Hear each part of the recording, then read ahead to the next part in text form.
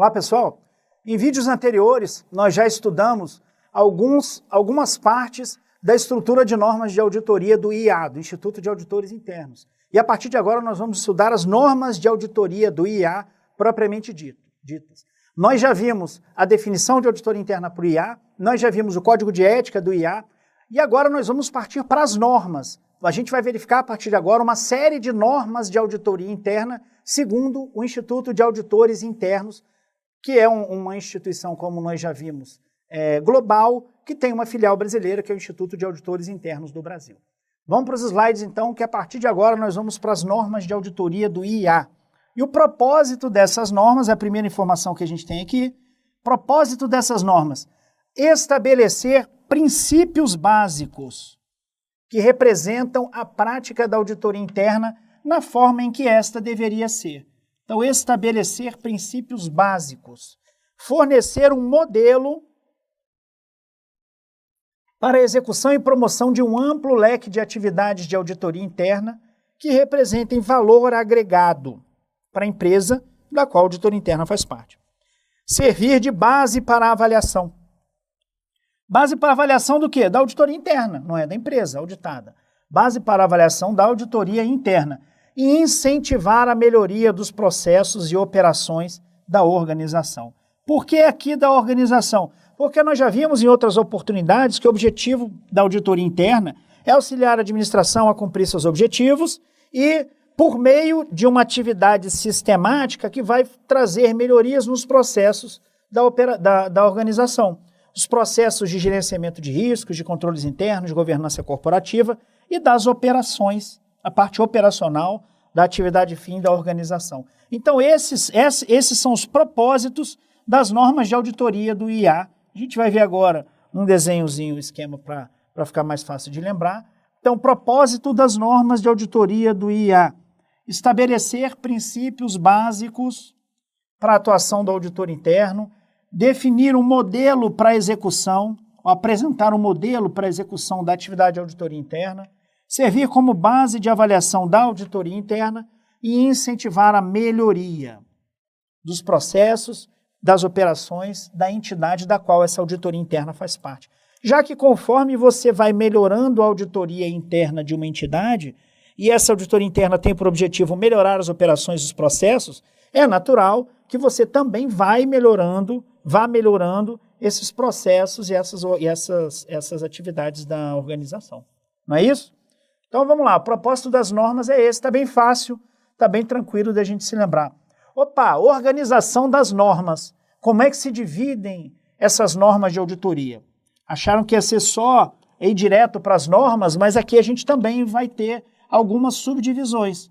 Então, basicamente, são 3 subdivisões das normas de auditoria do IA. Lembrando o que eu já falei nos outros vídeos, nós estamos falando aqui da auditoria interna. Isso a gente nunca pode perder de vista. Isso é essencial que a gente se lembre. Então, primeira parte ou primeiro grupo de normas de auditoria do IA são as normas de atributos. Normas de atributos. O que são essas normas de atributos ou o que trazem para a gente? São normas que vão definir, vão apresentar as características das organizações e indivíduos. Que organizações e indivíduos são esses? Aqueles que exercem a auditoria, a atividade de auditoria interna.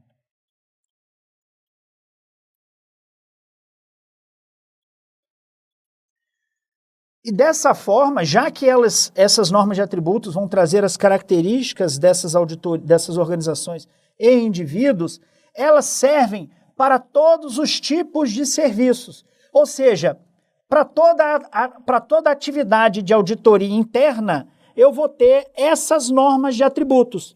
Então, essas normas de atributos representam um conjunto de normas. Por quê? Porque servem para todos os tipos de serviços. Servem para todos os serviços. Tranquilo? Então basta lembrar, bom, se eu vou definir os atributos, como é que tem que ser uma organização de auditoria interna, um indivíduo de auditoria interna, que atua com auditoria interna.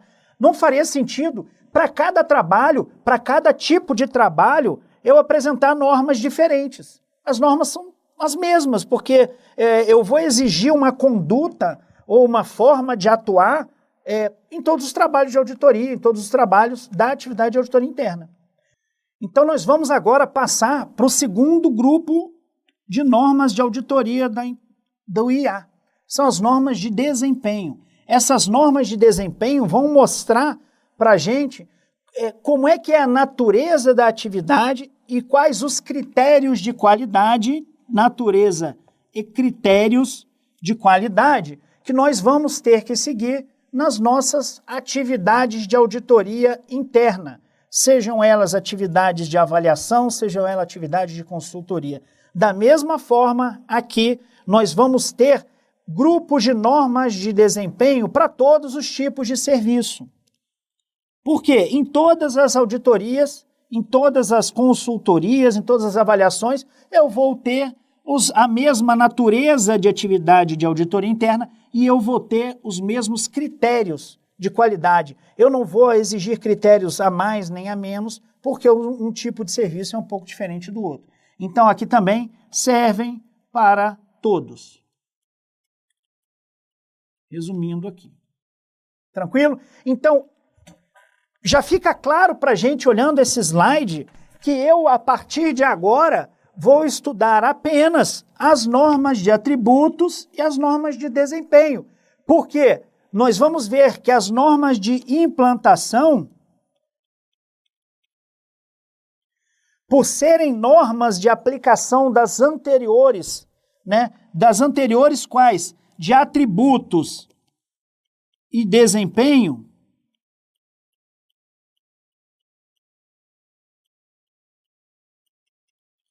nas atividades de avaliação e consultoria, especificamente, para cada tipo de serviço específico, eu vou ter um conjunto de normas de implantação. Então, vamos para deixar bem claro aqui, eu vou ter normas de atributos, normas de desempenho e normas de implantação ou de implementação. As normas de atributos e as normas de desempenho vão formar cada uma delas um conjunto, que nós vamos estudar agora, as normas de atributo e as normas de desempenho. Já as normas de implantação são a aplicação do que nós vimos em normas de atributos e em normas de desempenho no caso concreto, no momento da avaliação, no momento da consultoria. Então, para cada trabalho especificamente, eu vou ter um grupo de normas de implementação. É por isso que a gente fala aqui que, nesse caso, serão vários conjuntos. Vou mudar a cor aqui porque o azul com azul não vai ficar bom. Então, vários conjuntos servem para serviços específicos.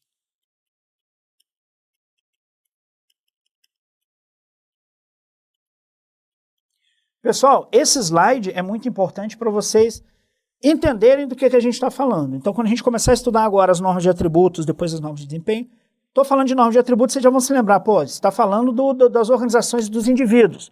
Ou então, eu estou falando da natureza da atividade, dos critérios de qualidade, enfim. Vamos prosseguir agora, normas de atributos. E aí vocês vão observar que, para cada slide que a gente for colocando, a gente vai ter alguns tópicos relacionados à avaliação e alguns tópicos relacionados à consultoria. Como é que eu sei a diferença? Está aqui, avaliação e consultoria. Tranquilo? As normas de atributos da série 1000 vão tratar do propósito, da autoridade e da responsabilidade. O propósito, a autoridade e a responsabilidade da auditoria interna devem ser formalmente definidos em regulamento ou estatuto, consistente com as normas de auditoria e aprovados pelo Conselho de Administração da entidade. Para resumir aqui, a gente não se aprofundar muito, não perder muito tempo se aprofundando nisso, vamos se lembrar do seguinte, eu tenho uma diretoria geral na minha empresa, vamos colocar aqui um nome estrangeiro, vamos colocar aqui o CEO aqui da empresa, pronto. Mas abaixo dele eu tenho uma série de diretores, Tem diversos diretores. Vinculado a ele, a esse CEO, a essa direção executiva como um todo da empresa, eu vou ter um conselho para fazer a fiscalização ou a orientação geral do trabalho dele, que é o Conselho de Administração. E a auditoria interna da empresa, vou colocar aqui, outra diretoria, tá? E a auditoria interna dele vai ter que estar vinculada ao ponto mais alto possível na organização. Então, o ideal é que ela esteja, a auditoria interna, vinculada ao Conselho de Administração. Tranquilo? Então, essa norma de atributo está dizendo o seguinte, olha, o propósito, a autoridade, a responsabilidade dessa auditoria interna deve estar colocada, deve estar normatizada num regulamento, no estatuto, ou regulamento da auditoria interna, ou o próprio estatuto da entidade, enfim. Mas o importante é que esse estatuto deve ser consistente com as normas de auditoria, é claro, e tem que ser aprovado pelo Conselho de Administração, porque como nós acabamos de ver, há uma vinculação da auditoria interna com o Conselho de Administração para que a auditoria interna tenha o máximo de independência possível. Ah, professor, mas a auditoria interna está vinculada ali à entidade. Não tem problema, ela está vinculada de forma organizacional, tudo bem, ela vai tentar ser o mais independente possível. Tranquilo? Prosseguindo então, a natureza dos serviços de avaliação deve ser formalmente definida no regulamento. Nós já vimos isso em relação à auditoria como um todo. Se prestados a terceiros, externos à organização, a natureza desses serviços também deve estar definida no regulamento. Então não tem nada de informação nova aqui para avaliação. E, para fechar, o que nós já vimos anteriormente, os serviços de consultoria também devem estar definidos. Vejam que aqui a grande informação que nós temos que tirar desse slide é a informação de que nós temos que ter um serviço de auditoria interna normatizado, ou seja, em regulamento, em estatuto. Essa é a grande informação que a gente pode tirar dessas normas 100. Tranquilo? Prosseguindo, dentro dessas normas 100 que tratam do propósito, a autoridade e a responsabilidade, nós temos a independência e a objetividade. Como nós já vimos lá atrás, que a independência e a objetividade fazem parte do conceito de auditoria interna. Então, a auditoria interna não é uma atividade independente e objetiva? Pois então. Então, independência e objetividade. O que é a auditoria interna? É uma atividade independente realizada por auditores objetivos. Então, o que eu falei lá atrás, a gente pode reforçar aqui. A atividade de auditoria interna é independente, deve ser o mais independente possível. E seus auditores devem ser imparciais.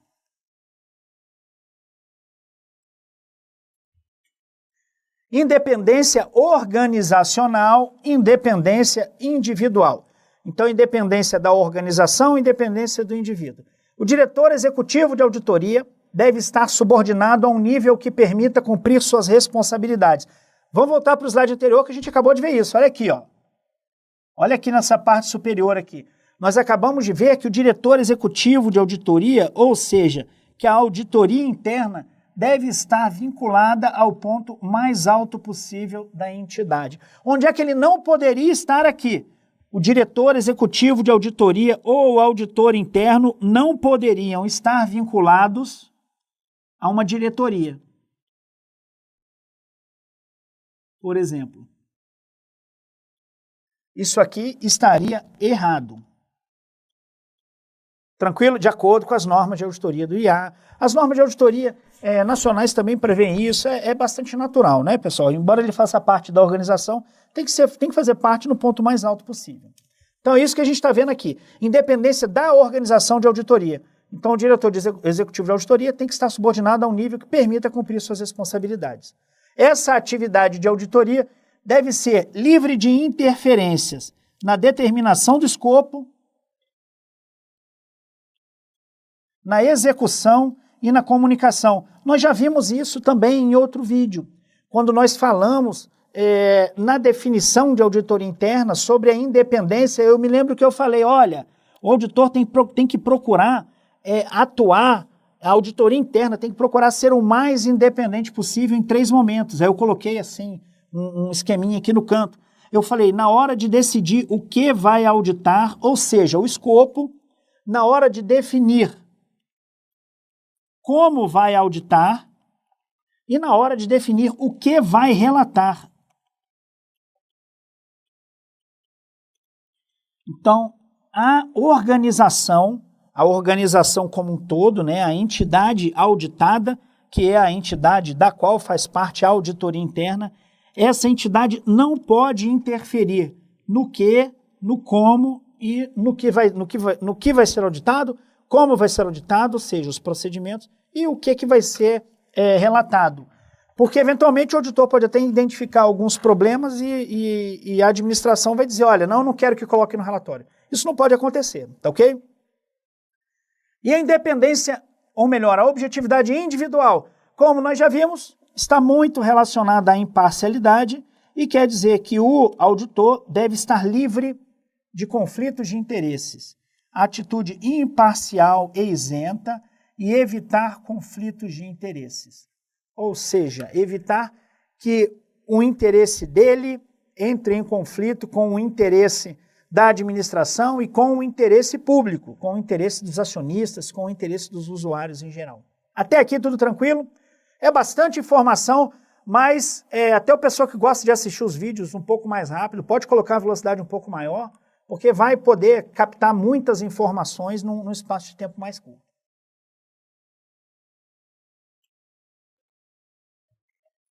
Slide cheio de coisa escrita, mas como eu falei para vocês, é importante que a gente traga algumas informações, muitas informações escritas nessa nossa aula em vídeo, porque as provas acabam direcionando um pouco para a literalidade. Como a gente não vai decorar a norma aqui, a gente vai tentar colocar o máximo de informações essenciais possíveis. Temos então aqui normas de avaliação e normas de consultoria, como nós já vimos. Prejuízos à independência e objetividade. Se prejudicadas de fato ou na aparência, informar as partes apropriadas. Ou seja, se houver prejuízo na independência, se houver prejuízo na objetividade, as partes apropriadas, os responsáveis pela governança, a alta administração, devem ser informados disso que aconteceu. Pessoal, muito importante, a independência aqui não pode ser só uma independência na aparência. Ou melhor, não pode ser só uma independência de fato. Eu quero dizer com isso a seguinte expressão, vamos tirar o esqueminha daqui. Eu quero dizer a seguinte expressão aqui. Não basta ser independente.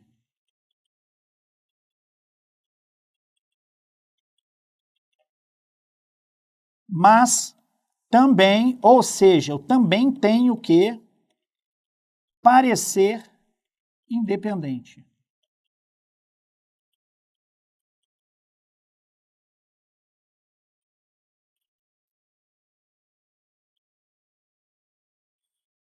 Vou iluminar aqui, porque como está na mesma cor do texto, para diferenciar, para que durante a explicação do slide vocês tenham isso aí gravado. Então não basta que o auditor interno seja independente. Olha, eu atuo com muita independência. Entretanto, eu estou sempre recebendo presente do pessoal da administração, toda festa de final de todo happy hour, eu estou junto com o grupo todo da contabilidade, com o pessoal todo, enfim, eu acabo me envolvendo tanto com a gestão que eu não tenho mais o mínimo de independência ou o mínimo de imparcialidade na minha atuação.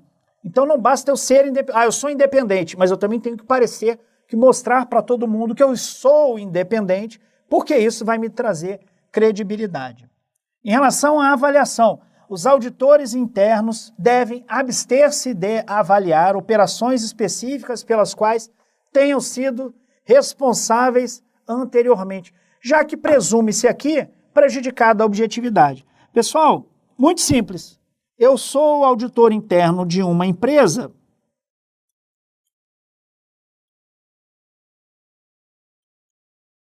2016. Mas eu era contador dessa empresa até 2015.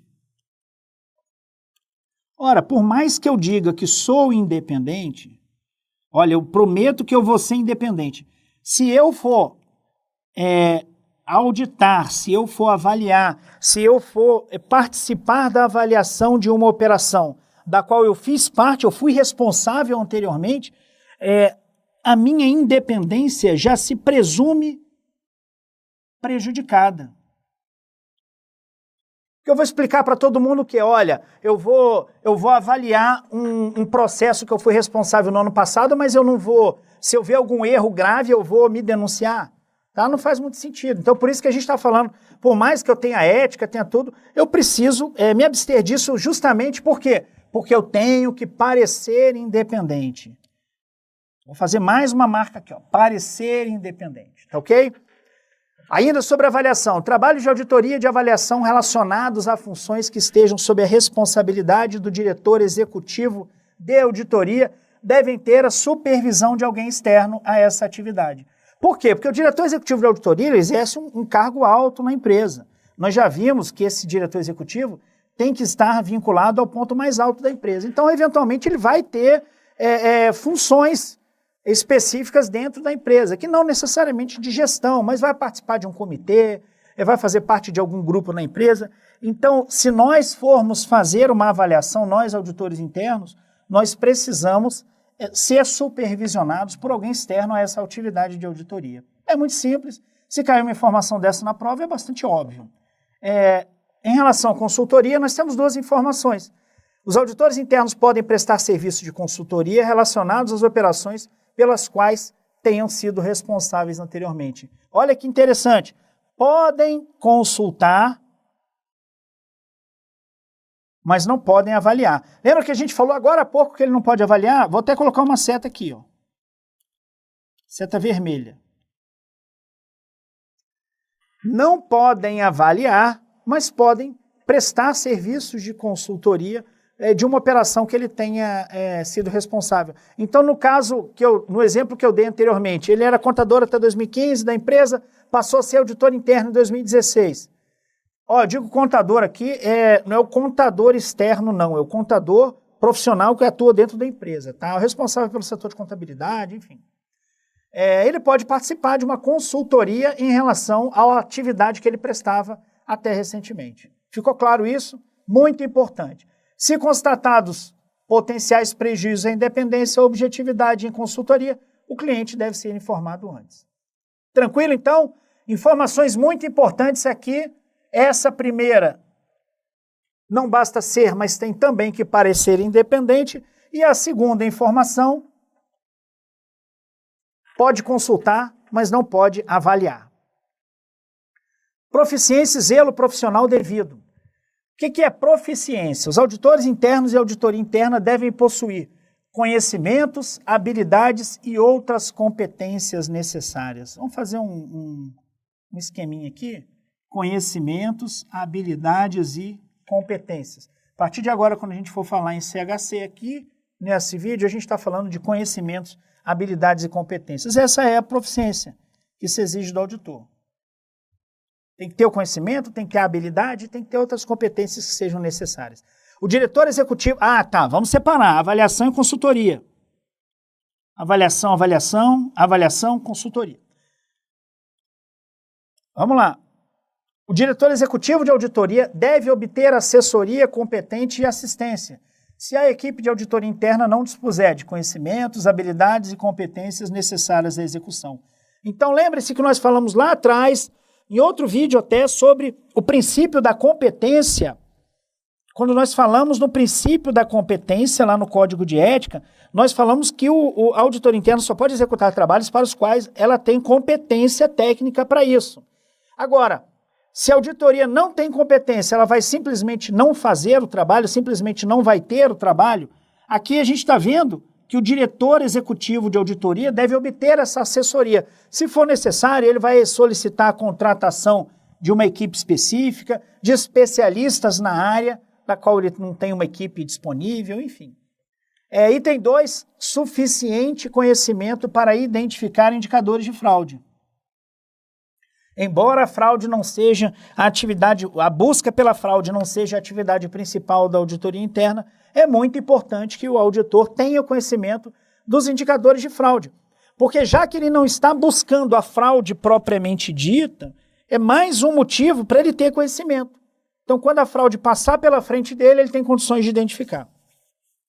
Mas não se espera a especialidade, como eu acabei de falar. A gente não espera que o auditor seja o cara da verificação, da identificação da fraude, porque não é o objetivo dele, tá ok? A gente espera que ele tenha um bom conhecimento, porque, como eu já disse, a fraude vai passar por ele não está atrás dela. Item 3, em relação à avaliação, o auditor deve ter conhecimento dos riscos e controles relacionados à TI. Mas aqui também não são obrigados a ser especialistas em TI, claro, né? Vou fazer um parênteses aqui em relação à obrigação do auditor de ter determinados conhecimentos específicos. A auditoria interna é um trabalho multidisciplinar. Nós temos equipes de auditorias internas multidisciplinares. Isso é muito bom para a auditoria, porque ela tem que conhecer a empresa como um todo. Então, ela vai precisar de profissionais na área do direito, ela vai precisar de profissionais na área de tecnologia da informação, na área de engenharia, enfim. Então, ela vai precisar de profissionais de várias áreas. Eu não preciso ter uma formação específica. Entretanto, para as nossas provas de concursos, é normal que a gente diga que a auditoria interna, para executar atividades de auditoria interna, o profissional precisa ser contador com registro no Conselho Regional de Contabilidade. Tá ok? Então é importante essa informação aqui para as normas do IA. Para o IA, Instituto de Auditores Internos, não há essa obrigatoriedade, muito pelo contrário, tem que ter profissionais de qualquer área de informação que se interessem pela auditoria interna para que a gente tenha essas equipes multidisciplinares. Tá ok? Prosseguindo no nosso estudo, então eu falei de TI, né? Eu tenho que ter conhecimento de TI, claro, gente. Hoje em dia não dá para falar de um auditor que não tenha conhecimento básico de TI, tá? Porque vai avaliar riscos, vai avaliar controles, ele precisa ter o mínimo de conhecimento. Mas não tem que ser especialista, como nós já vimos. Em relação à consultoria, o diretor executivo de auditoria deve declinar de realizar trabalho de consultoria ou obter a competente orientação caso o pessoal não possuam competências, habilidades e os conhecimentos necessários. Tá, tranquilo, aqui não tá. A diferença grande que eu vejo aqui é que da avaliação para consultoria, a gente não tem na avaliação o ato de declinar de realizar esse trabalho. As normas já falam que ele deve obter assessoria competente, se a equipe não tivesse conhecimentos, enfim. Mas eu não vejo isso como uma diferença importante para a prova, não, tá? Agora, o diretor executivo deve declinar, por quê? Porque observe o seguinte, olha que grave, né? A atividade de consultoria é uma atividade de orientação. Então, se eu avaliar errado, o avaliador, quando está avaliando errado, por não ter a competência, a habilidade, o conhecimento necessário, isso, numa avaliação, o gestor que foi avaliado tem mais facilidade de contestar.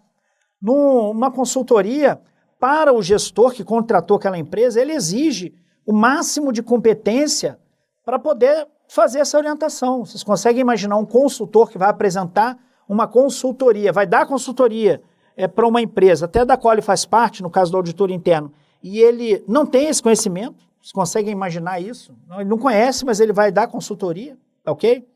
Mas é uma diferença da norma aqui que não é tão relevante. Mas, de qualquer forma, importante aqui, para mim, o grande importância, para mim e para vocês, né? Claro, para a prova, os auditores internos e auditoria interna devem possuir conhecimentos, habilidades e outras competências necessárias para a realização dos trabalhos.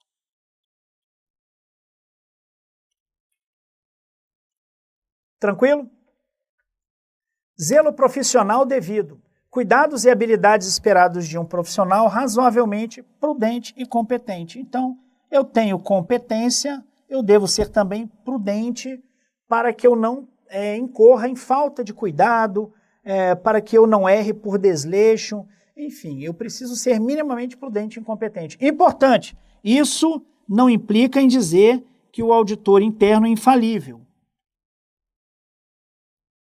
Porque a auditoria é feita por meio de amostragem, por meio da aplicação de testes, eu não consigo ver tudo, eu não tenho por objetivo identificar as fraudes, enfim, então eu posso falhar, o auditor interno pode falhar, logicamente. A avaliação.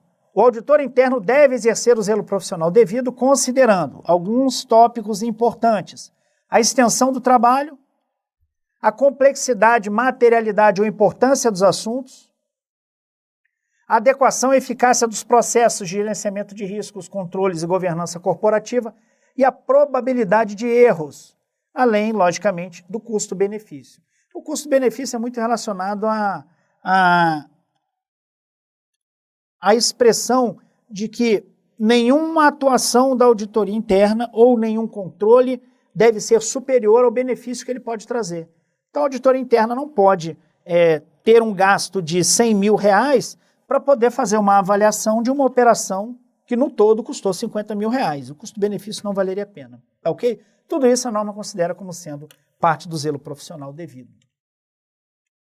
No exercício do zelo profissional devido, considerar a utilização de computador e análise de dados. Eu vou até pular isso aqui, tá, pessoal? Isso aqui está na norma, mas é lógico, não consigo considerar uma auditoria hoje sem a utilização do computador de uma análise de dados. A3, a avaliação, estar alerta aos riscos significativos. Aqui é importante. Estar alerta aos riscos que poderiam afetar os objetivos, operações ou recursos. Entretanto, não garante que todos os riscos significativos serão identificados, porque a auditoria, como nós já vimos, não é infalível.